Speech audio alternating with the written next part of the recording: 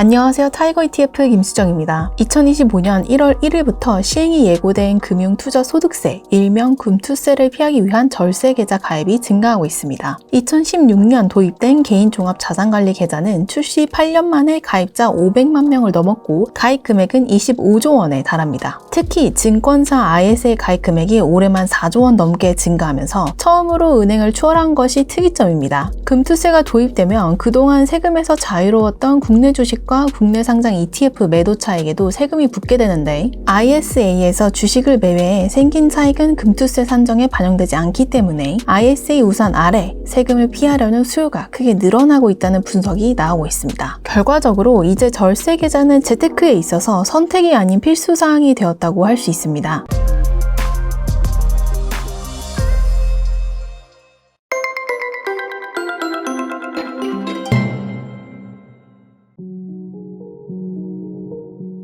그렇다면 ISA, IRP 등의 연금계좌를 만들어서 여기에 무엇을 담는 게 좋을까요? 작년 발표된 미래세증권 조사에 따르면 퇴직연금 계좌에서 가장 우수한 수익률을 기록한 것이 미국에 투자하는 ETF인 것으로 나타났습니다. 미래세증권은 3년 이상 운용, 잔고 1천만 원 이상, ETF 보유 금액이 50% 이상인 확정 기여형 퇴직연금 및 개인형 퇴직연금 고객 1만 912명의 3년 수익률을 분석한 결과 지난달 말 기준 미국 ETF를 50% 이상 보유한 고객의 수익률이 25.91%로 나타났다고 밝혔습니다.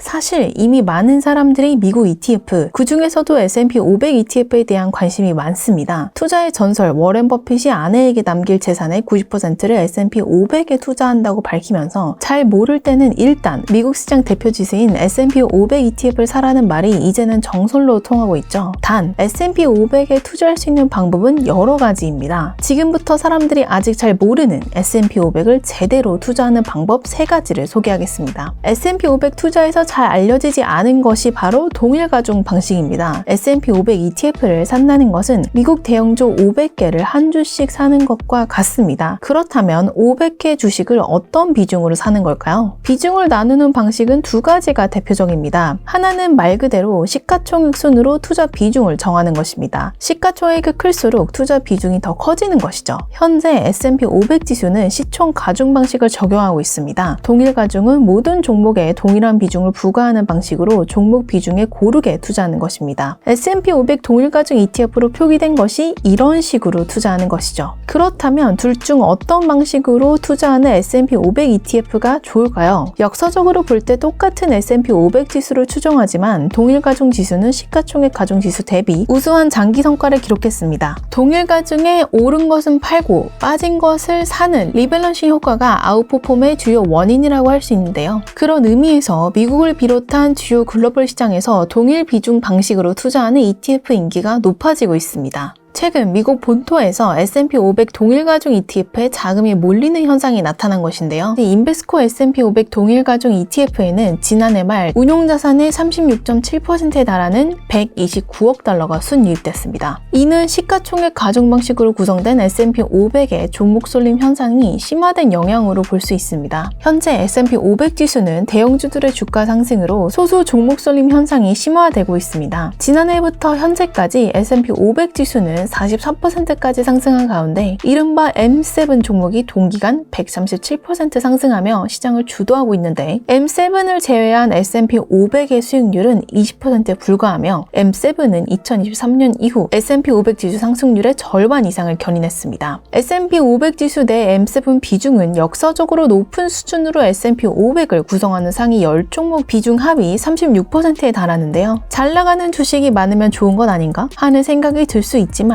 꼭 그렇지만도 않습니다. 시가총액 상위 소수 종목에 대한 의존도가 너무 높다 보니 이들 대형주가 무너지면 상당히 큰 타격을 받을 수 있습니다. 또한 시장 분위기가 바뀌었을 때 중소형주가 상승하게 되더라도 중소형주 비중이 워낙 낮기 때문에 그 상승분을 반영하기도 어렵게 되죠. S&P 500 ETF를 제대로 투자하는 두 번째 방법은 초장기 투자입니다. S&P 500 ETF의 경우 자주 매수 매도를 하는 단기 투자는 어울리지 않습니다. S&P 500 500 지수의 투자 기간별 성과를 보겠습니다. 2024년 7월 16일 기준 1개월 성과는 2.89%, 6개월 성과는 18.15%, 1년 성과는 24.51%, 5년 성과는 89.18%, 전체 기간 성과는 652.13%입니다. S&P 500과 같은 대형 지수는 대형 주식들만 모아놓은 지수인 만큼 안정적이지만 성장주에 비해선 단기 성장률이 크지 않을 수 있습니다. 하지만 안정적으로 장기 우상향한 이력이 있는 지수죠. 장기적으로 기대했던 수익률을 내려면 10년 혹은 그 이상의 기간 동안 지켜본다는 생각으로 초장기 투자를 하면 다양한 악재들을 극복하고 매력적인 성과를 얻을 수 있습니다. S&P 500을 가장 잘 투자하는 법은 언제 살지 고민하는 게 아니라 어쩌면 하루라도 빨리 사서 투자 기간을 늘리는 것이라고 할 수 있습니다. S&P 500 ETF를 장기 투자하는 관점에서 접근하기 가장 좋은 방식은 적립식 투자입니다. 목돈을 S&P 500에 한 번에 넣어두는 것도 방법일 수 있겠지만 앞서 소개한 것처럼 S&P 500은 20년에서 30년을 투자했을 때 빛을 발휘하는 상품이기 때문에 큰 돈을 한 번에 투자했을 때 기회비용이 없는지를 고민해야 합니다. 때문에 매달 20만원, 30만원씩이라도 소액을 꾸준히 적립해가는 게 팔지 않는 전략을 유지하기 훨씬 더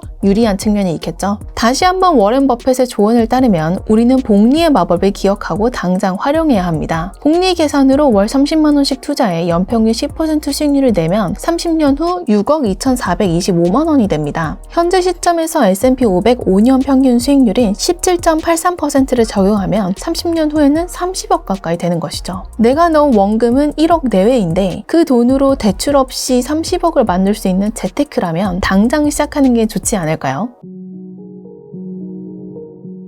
미국 금리 인하가 가시화되고 있습니다. 지난 7월 10일 파월 의장이 인플레이션이 2%에 완전히 도달할 때까지 기다릴 필요는 없다라며 금리 인하를 암시하는 발언을 한 것인데요. 금리 인하 사이클에는 중소형주가 대형주 대비 더 좋은 성과를 내는 경향이 있습니다. S&P 500 동일가중 ETF가 지금 인기를 얻는 이유기도 하죠. 그런 의미에서 최근 미래에셋 자산운용에서 아시아 최초로 상장한 타이거 미국 S&P 500 동일가중 ETF를 ISA, IRP 계좌에서 활용할 필요가 있습니다. 앞서 살펴본 것처럼 미국에 상장된 S&P 500 동일가중 ETF는 작년 전 세계 주식형 ETF 자금 유입 5위를 기록하는 등 투자자들의 관심이 커지는 상황이고 비단 미국뿐 아니라 유럽, 캐나다, 호주 등의 S&P 500 동일가중 ETF가 상장되어 있는데요. 안타깝게도 국내에는 동일가중으로 S&P 500을 추종하는 ETF가 없었습니다. 이런 가운데 이번에 미래에셋 자산운용에서 동일가중 투자 수요를 충족시킬 수 있는 S&P 500 동일가중 ETF를 아시아 최초로 출시한 것인데요. 해당 ETF를 통해 소수 종목에 쏠려있는 S&P 500의 의존도를 낮출 수 있고 금리 인하 시점에 맞춰 중소형주의 상승분을 가져가기에 유리한 측면이 있습니다. 특별히 과거 쏠림이 완화되는 국면에서 S&P 500 동일가중 지수는 시장을 상회하는 성과를 보였고 현재 동일가중 S&P 500을 S&P 500으로 나눈 값인 상대 성과 측면에서 S&P 500 동일가중 지수의 S&P 500 대비 상대 성과가 사상 최저점을 기록하고 있기 때문에 향후 시장 분위기가 전환되었을 때를 기회로 삼을 수 있습니다. ISA 계좌에 가장 많이 담는 미국 주식 ETF 안에서도 포트폴리오를 다변화하여 장기적으로 더 높은 기대 수익을 도모하는 현명한 투자를 하시기 바랍니다.